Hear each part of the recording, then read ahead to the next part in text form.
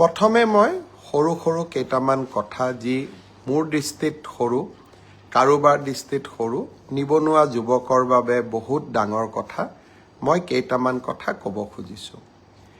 ADRE আৰু বিভিন্ন পৰীক্ষাৰ ৰিজাল্ট আৰু নিযুক্তি পত্ৰ আমি 10 অক্টোবৰত দিবৰ বাবে সিদ্ধান্ত লৈছিলোঁ। কিন্তু যোৱা কেইদিনমানৰ ঘটনা প্ৰবাহ আৰু গুৱাহাটী হাইকোৰ্টৰ এটা ৰায়ৰ বাবে আমি অকণমান থমকি ৰ'বলগীয়া হৈছে। মই আপোনালোকক আজি কোন পৰীক্ষাৰ কোনদিনাখন আমি ৰিজাল্ট এনাউন্স কৰিম সেই বিষয়ে মই আপোনালোকক স্পষ্টকৈ ক'ম, যাতে আপোনালোকৰ মনত কোনো সন্দেহ নাথাকে। পোনপ্ৰথমে মই আপোনালোকক জনাব খুজিছোঁ যে আমাৰ এডিআৰই পৰীক্ষাৰ যি গ্ৰেড 3 আছিলে, অৰ্থাৎ তৃতীয় বৰ্গৰ যি চাকৰি আছিলে, সেই চাকৰিৰ ফলাফল আমি 10 অক্টোবৰ তাৰিখে প্ৰকাশ কৰিম। এডিআৰইৰ চতুৰ্থ শ্ৰেণীৰ যি পৰীক্ষা আছিলে, প্ৰায় 5,000 পদ আছিলে, এই পৰীক্ষাৰ ফলাফল আমি 15 অক্টোবৰ তাৰিখে ঘোষণা কৰিম। স্বাস্থ্য বিভাগৰ বিভিন্ন পৰীক্ষাৰ ফলাফল, নন টেকনিকেল, টেকনিকেল, স্বাস্থ্য বিভাগৰ আটাইবোৰ পৰীক্ষাৰ ফলাফল আমি 12 অক্টোবৰ তাৰিখৰ আগতে ঘোষণা কৰিম। এলিমেণ্টাৰী প্ৰাথমিক বিদ্যালয়ৰ শিক্ষকৰ নিযুক্তিৰ বাবে আমি যি পৰীক্ষা বা আমি যিটো নিযুক্তিৰ প্ৰক্ৰিয়া আৰম্ভ কৰিছোঁ, সেই পৰীক্ষাৰ ফলাফল আমি 15 পৰা 20 অক্টোবৰৰ ভিতৰত প্ৰকাশ কৰিম।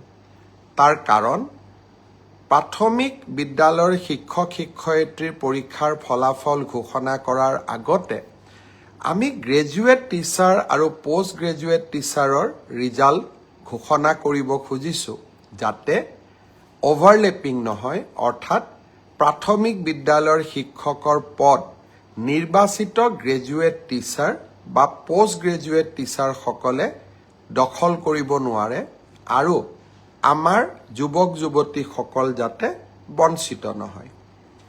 গ্ৰেজুৱেট টিচাৰ আৰু পোষ্ট গ্ৰেজুৱেট টিচাৰৰ পৰীক্ষাৰ ফলাফল আমি 15 অক্টোবৰ তাৰিখে ঘোষণা কৰিম।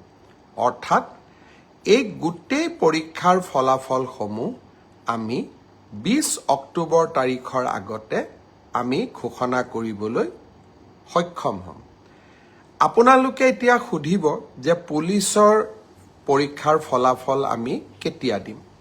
সাব ইন্সপেক্টৰৰ ৰিজাল্ট বা ফায়াৰ ব্ৰিগেড আদিৰ ৰিজাল্ট আমি 10 অক্টোবৰ তাৰিখে দিম বা তাতকৈ আগতে দিম।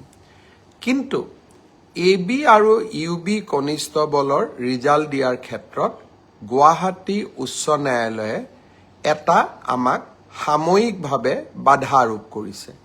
আমি আশা কৰোঁ সেই বাধা আৰোপ অতিক্ৰম কৰি, অৰ্থাৎ উচ্চ ন্যায়ালয়ক সন্তুষ্ট কৰি, আমি এই মাহৰ ভিতৰতে পুলিচৰো AB আৰু UB কনিষ্টবলৰ ৰিজাল্ট ঘোষণা কৰিব পাৰিম। এই গোটেই ৰিজাল্টৰ ফলাফলৰ লিষ্টখন দেখিলে আপোনালোকে ইতিমধ্যে গম পাইছে যে আমি 20 অক্টোবৰলৈকে যাবলগীয়া হৈছে। কিন্তু মই প্ৰতিশ্ৰুতি দিছিলোঁ যে অক্টোবৰ মাহৰ ভিতৰতে 10 অক্টোবৰত আপোনালোকক নিযুক্তি পত্ৰ দিম।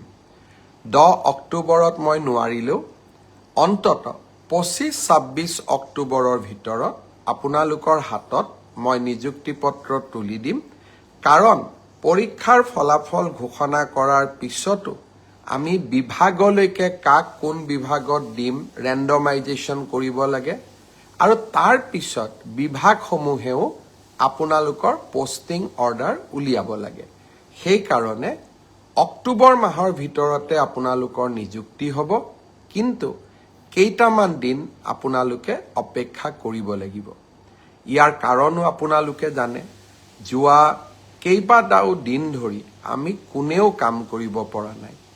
জুবিনৰ মৃত্যু বা জুবিনৰ দুৰ্ঘটনাৰ পিছত বা বহুতে কোৱাৰ দৰে হত্যাৰ পিছত, যি ধৰণে আমি নকওঁ কিয়, আমাৰ মনবোৰ বিষাদেৰে ভৰি পৰি আছিল, কাম কৰিব পৰা কোনেও নাছিল, কিন্তু আমি যিহেতু আগুৱাই যাবই লাগিব, সেইবাবে মই আজি আপোনালোকক নিশ্চিতভাৱে কোন পৰীক্ষাৰ কেতিয়া ফলাফল ঘোষণা কৰিব তাক মই জনালোঁ আৰু আপোনালোকে যাতে নৱেম্বৰ মাহতে চাকৰিত যোগদান কৰিব পাৰে তাৰো আমি নিশ্চিতভাৱে ব্যৱস্থা ল'ম।